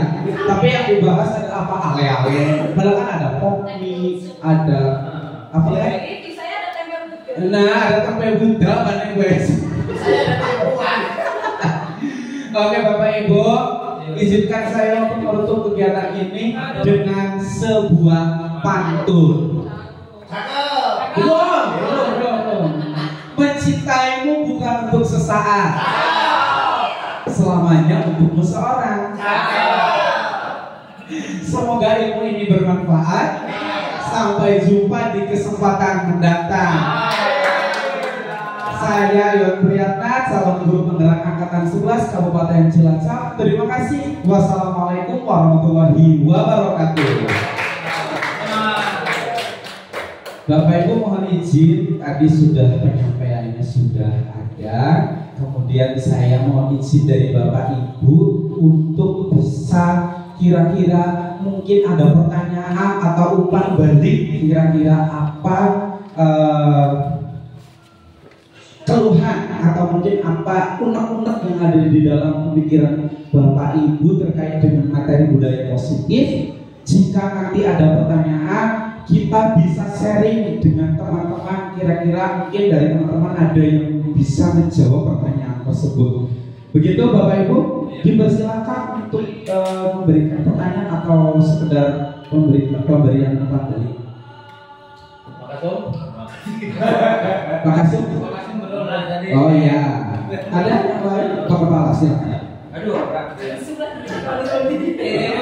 ini mah harusnya dijawab. Terima kasih. Bismillahirrahmanirrahim. Assalamualaikum warahmatullahi wabarakatuh. Yang saya hormati Bapak Ibu dan Guru Sesi Darman 1 serta tamu yang terhormat yang kami hormati dari ranting Bapakan dan dari Ciruyung gitu. Langsung saja berkaitan dengan materi hari ini, yaitu tentang disiplin positif, budaya positif yang berkaitan dengan segala institusi. Dari awal sampai dengan akhir, pada dasarnya saya yakin semua Bapak Ibu guru sudah menjalankan dari kelima prinsip itu ya, mulai dari penghukum, teman, sampai dengan yang terakhir adalah manajer. Karena memang pada dasarnya di dunia nyata ya Pak Nanang, kalau itu kan di dunia teorinya ya, di ada apa khususnya di dunia nyatanya atau pada kehidupan sehari-hari di sekolah kita itu kan karakteristik masing-masing peserta didik itu kan berbeda-beda bergantung dari pola asuh atau gaya dari mendidik oleh kedua orang tuanya di rumah. Dengan metode yang kelima itu, jika kita pilih salah satu, kayaknya sulit apa gitu dari ketiga metode itu. Posisi kontrol gurunya. Nah, bagaimana ketika menghadapi sebuah karakter anak di suatu kelas yang berbeda-beda? Mungkin anak tersebut itu bandel. Dengan model video yang seperti tadi, ya nggak apa-apa, itu kesalahan yang wajar. Kalau posisi saya, mungkin nyesuk pangkatnya lebih aman nih Pak, karena semakin nyaman. Itu dilemanya seperti itu. Atau mungkin ada anak yang berangkat terlambat sedikit saja, gurunya belum datang saja sudah sangat takut sekali. Ada yang santai saja, domain yang mono, orang yang bagian, ada yang seperti itulah. Kira-kira kalau posisi guru kita di dalam kehidupan sehari-hari dengan berbagai karakteristik anak yang seperti itu sih, kalau menurut panjenengan atau semuanya ini, posisi mana yang terbaik? Atau memang kolaborasi juga boleh dari misalkan ada penghukum sampai dengan manajer? Karena pada kenyataan di lapangan nanti ketika sudah tumbuh dewasa, itu hukum itu berlaku dan berjalan. Ada konsekuensi juga ada, kemudian ada hukuman ada juga efek jerak ketika di dunia KUHP Pak ya, itu hukum pidana gitu, itu pasti ada efek jeraknya, sehingga jangan sampai anak itu terlena bahwa kehidupan ini itu lepas dari itu. Sehingga kalau dengan posisi kita sebagai guru SD dari 5 posisi kontrol guru itu, apakah harus pilih salah satu ataupun boleh dari semua itu kita perankan? Terima kasih Pak. Kurang lebihnya Monas. Terima kasih. Baik, terima kasih Bapak Kepala Sekolah terkait dengan 5 posisi kontrol guru ya.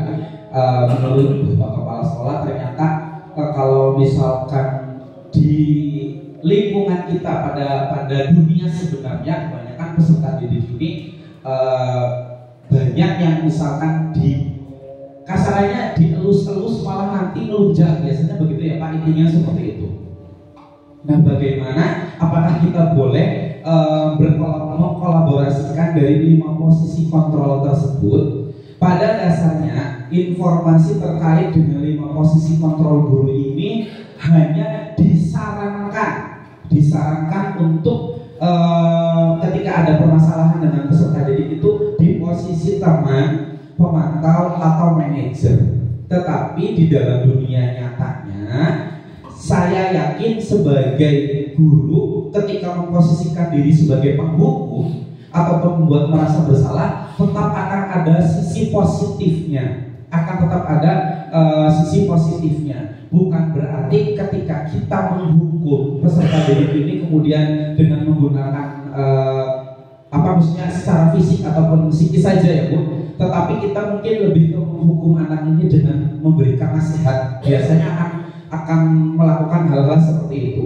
Bukan juga terus tidak menjadi jerah ya Pak, tetapi lebih ke menyadarkan mereka. Walaupun memposisikan kita sebagai penghukum, saya yakin kita sebagai seorang guru menghukumnya bukan serta-merta terus akhirnya anak menjadi tidak mau sekolah ataupun takut. Bapak Ibu, saya yakin seperti itu. Jadi kesimpulannya adalah ketika kita ingin memposisikan diri kita sebagai seorang guru, kita boleh mengkolaborasikan antara pembuat merasa salah, penghukum, teman, pemantau dan manajer ini. Bisa ambillah dari posisi ataupun nilai-nilai positif dari mereka dari posisi tersebut, diambil segi positifnya saja dengan memberikan nasihat kepada peserta didik. Saya yakin ketika peserta didik diberikan nasihat atau memposisikan diri sebagai penghukum pun, peserta didik akan memahami hal itu. Asalkan ketika misalkan kita memberikan hukuman pun bukan hukuman yang membuat anak menjadi takut terhadap kita, begitu ya Pak? Mungkin seperti itu. Ini jawaban dari saya. Kemudian juga tadi yang Bapak sampaikan bahwa nanti ketika misalkan diberikan pertanyaan atau stimulus atau pemantik pertanyaan-pertanyaan seperti itu, keesokan harinya saya akan berangkat lebih siang lagi, biasanya seperti itu. Makanya sebelum ke posisi kontrol guru ini kan ada materi tentang kebutuhan dasar manusia. Ada juga kemudian miskonsepsi antara pembelajaran paradigma baru. Makanya mungkin ketika kita mungkin akan merasa, saya nanti berangkatnya siang aja, berarti ada salah satu kebutuhan dasar anak tersebut yang tidak terpenuhi Pak. Mungkin ketika anak itu, saya nggak mau berangkat sekolah, mungkin ada kebutuhan yang dia tidak terpenuhi, misalkan sepatunya seperti tadi di video, atau mungkin dia tidak punya uang jajan atau tidak diberikan haknya ketika dia sudah berangkat pagi, tapi orang tua tidak memberikan uang jajan kepada anaknya. Biasanya akan ada masalah-masalah seperti itu. Maka dari itu ketika kita ada masalah terhadap anak-anak, ada masalah terhadap aturan-aturan di sekolah, kita telusuri dulu apakah ada sesuatu hal yang salah, apakah ada sesuatu hal yang kurang dari mereka, dengan cara diskusi atau kita mungkin bisa dengan kolaborasi dengan teman sejawat, kira-kira kenapa ya anak tersebut kok bisa terlambat setiap hari? Oh ternyata keadaan orang tua, misalkan seperti itu. Itu kan nanti akan ada penyelesaian setelah itu gitu Pak, mungkin seperti itu. Kenapa saya bilang mungkin? Karena kebetulan kalau di sekolah kita tidak menemukan masalah-masalah yang begitu fatal terkait dengan peraturan-peraturan sekolah. Mungkin begitu Pak. Nanti mungkin dari teman-teman bisa menambahkan terkait dengan posisi kontrol guru. Begitu? Bu Susi mungkin ada yang ditanya.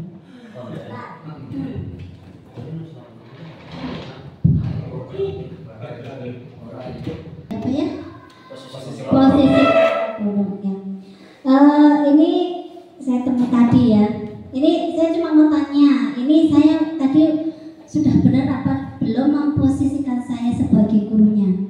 Tadi ketika sholat zuhur ya seperti biasa sholat zuhur berjamaah, kemudian ada saja yang namanya anak-anak itu tidak fokus atau tidak konsentrasi ketika mereka sholat. Nah, tadi yang saya dengar itu anak itu ketika sholat itu meremas-remas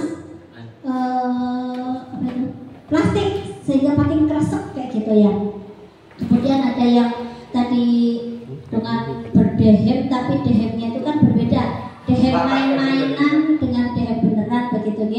Nah, kemudian setelah selesai, saya mengatakan kepada anak itu yang sebelah kanan, tolong diulangi lagi sholatnya. Tidak tahu siapa tadi. Pokoknya tadi saya mendengar ada kresek-kresek dan ada yang lainnya. Silahkan diulangi kembali sholatnya. Nah, mereka kemudian ada 3 orang anak secara spontanitas mereka langsung berdiri untuk mengulangi sholat tersebut. Nah, saya itu disebut sebagai penghukum atau yang apa tadi? Merasa bersalah atau sebagai motivatornya gitu. Pemantau atau sebagai manajer gitu ya. Iya, begitu. Itu saja. Oke, terima kasih Bu Susi atas pertanyaannya. Oke, baik. Terima kasih atas pertanyaannya Bu Susi. Mungkin sebelum saya mencoba untuk menjawab, mungkin Bapak Ibu punya ide atau gagasan terkait dengan pertanyaan tersebut. Pak Nuryanto, mungkin, atau Pak Kasum, atau Bu Arifah. Kira-kira menurut Bu Arifah? Kalau menurut saya mungkin sebagai ini ya penghukum, iya. Sebagai penghukum, kemudian karena kan kalau misalkan tadi apa yang rasa bersalah kayaknya, maksudnya sebelum sholat itu apakah ada kesepakatan kalau misalkan si pada berisik baik diulangi kayak gitu Bu? Tidak ada. Yang makanya itu Oke.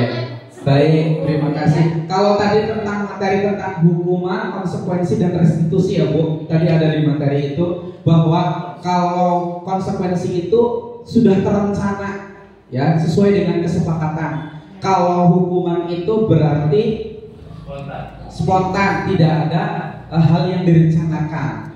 Tetapi dalam konteks ini kan sudah hubungannya bukan antara manusia dengan manusia ya Bu, tapi hubungannya antara manusia dengan Tuhannya. Ketika Ibu Susi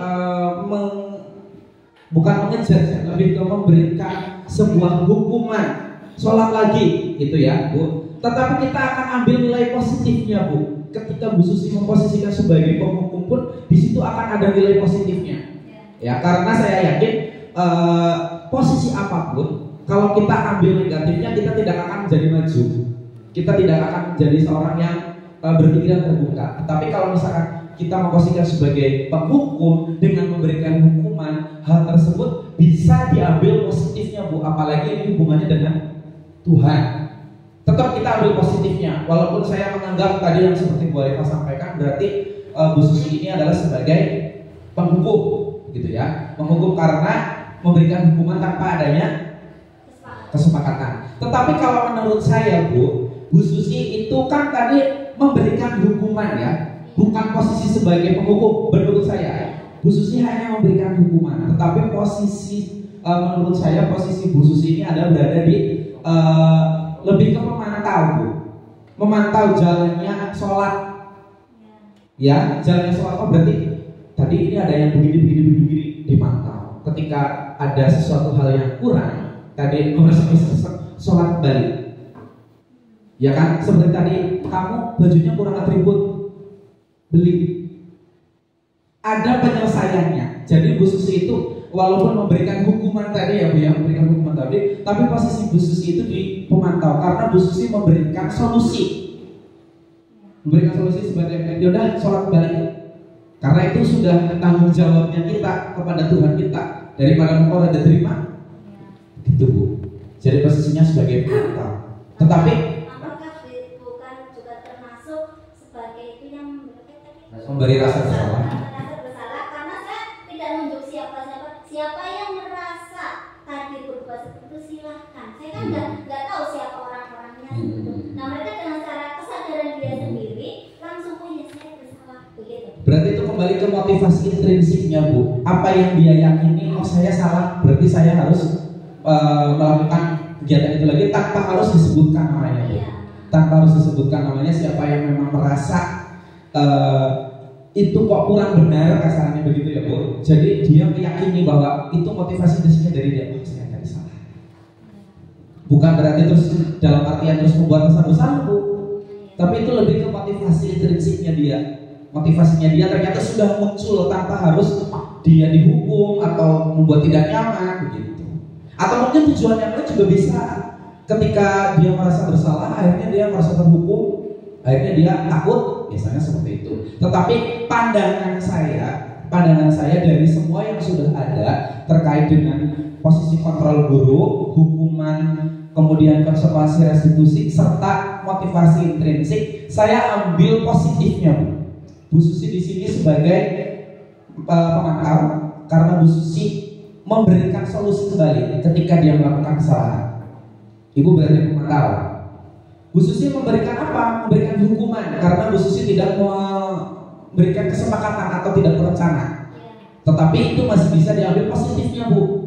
Ya, ambil positifnya, nilai-nilai positifnya. Kemudian terkait dengan dia kemudian kok tanpa harus disuruh dia langsung melakukan sholat kembali, itu kembali lagi ke motivasinya. Apakah dia motivasinya masih eksternal atau intrinsik? Tapi kita ambil positifnya untuk mengambil di motivasi intrinsik tanpa harus disuruh untuk menghargai dirinya dan menghargai orang lain. Begitu Bu Susi.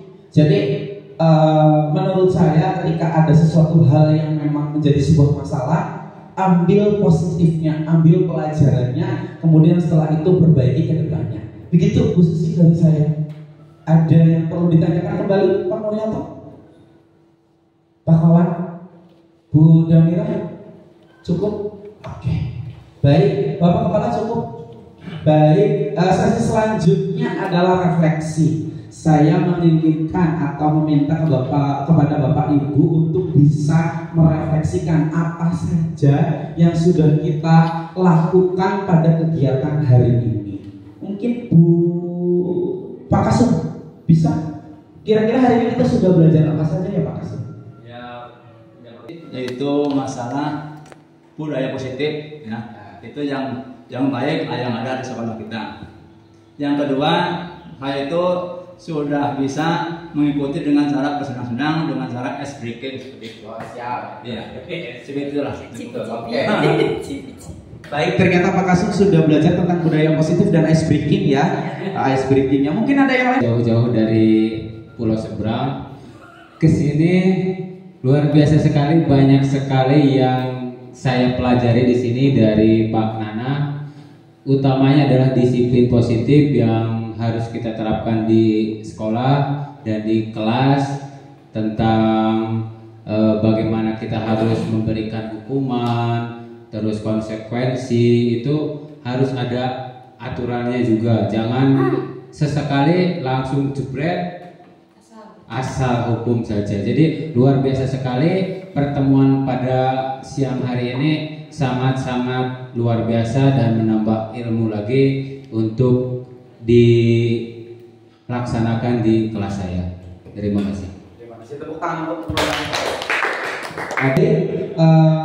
baik Bapak Ibu, alhamdulillah pada kegiatan hari ini terkait dengan menyebarkan pemahaman dan penerapan pengalaman budaya positif sudah kita laksanakan dengan baik. Terima kasih diskusinya, terima kasih atas partisipasinya Bapak Ibu guru, terima kasih juga Bapak Kepala Sekolah, teman CGP saya Pak Agung serta Pak Nuryanto dari Siruyung dan dari Babakan sudah hadir di SD Negeri Sidamulya 01. Mudah-mudahan pada kegiatan hari ini kita bisa mengambil pelajaran, mengambil semua manfaat yang ada. Saya yakin Bapak Ibu guru di sini adalah Bapak Ibu guru hebat yang mau dan mampu untuk melaksanakan kegiatan-kegiatan pembelajaran yang baik.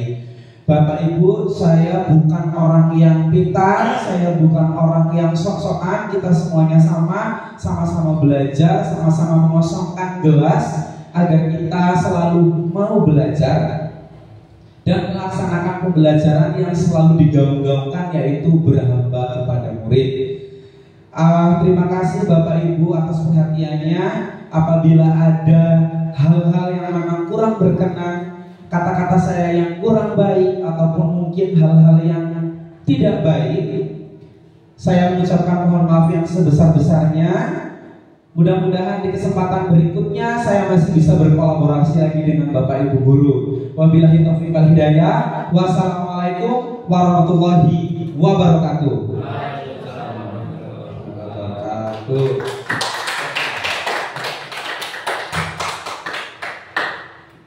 Cut.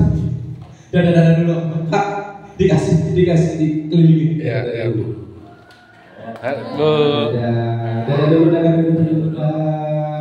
Dadah semuanya. Pak Murianto, terima kasih.